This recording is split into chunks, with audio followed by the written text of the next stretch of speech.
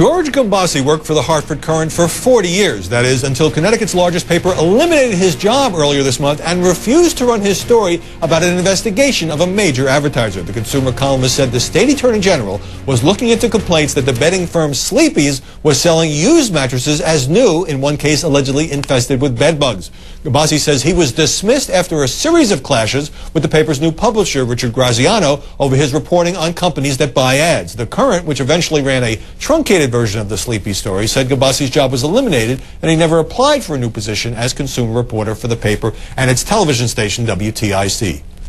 And joining me now from Hartford is George Gombossy. What makes you so convinced that the Hartford Courant here was protecting advertisers?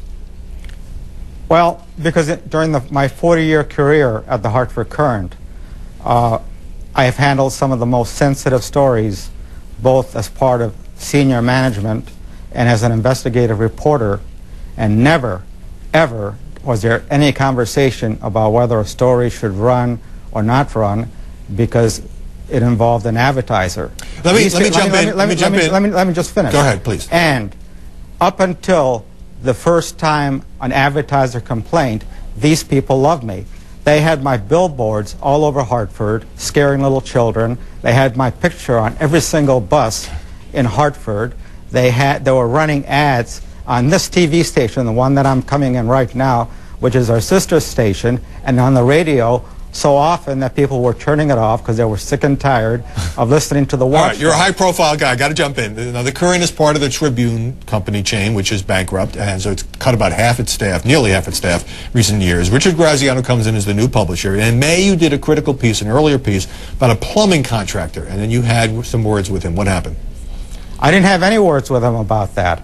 I did several pieces on the plumbing contractor, which is also under investigation by state officials. The plumbing contractor sent a letter to management, and as a result of that letter, I was called in to Jeff Levine, the editor of both this station and the Courant, and I was ordered by him to go to the plumbing contractor's office and be nice. That's a quote. Be nice to them, because there's a $500,000 advertising contract on the line. And who said to you, do you want it on your head if we lose $200,000 and I have to lay off some reporters?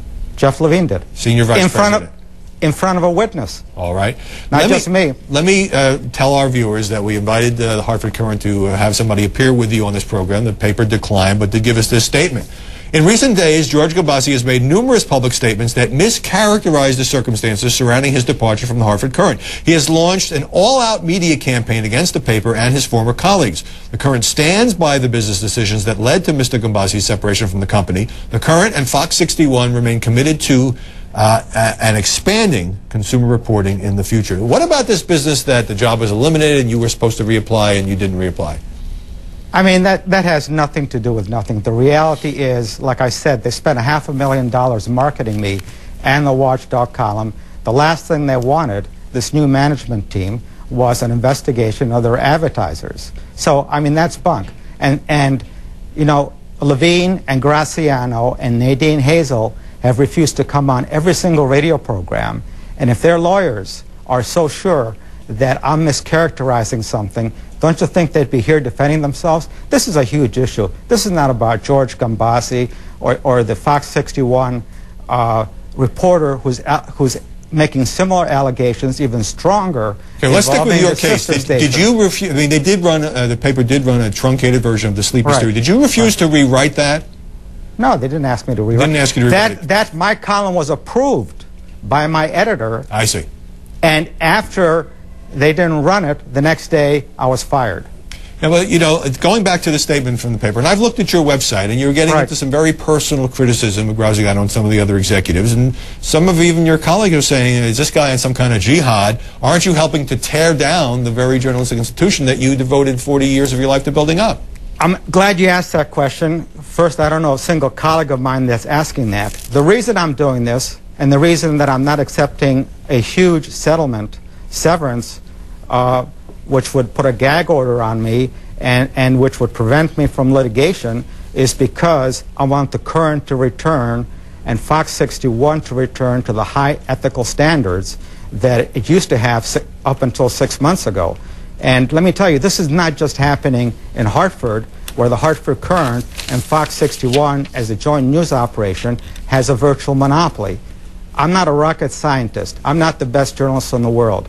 But one of my principles has always been, and it's very successful, if there's one issue, one place, then there's tons of cockroaches all over the place. All right, we're just about out of time. We're just about out of time. I've got 15 seconds. Are you planning to sue the Hartford Courant over your dismissal?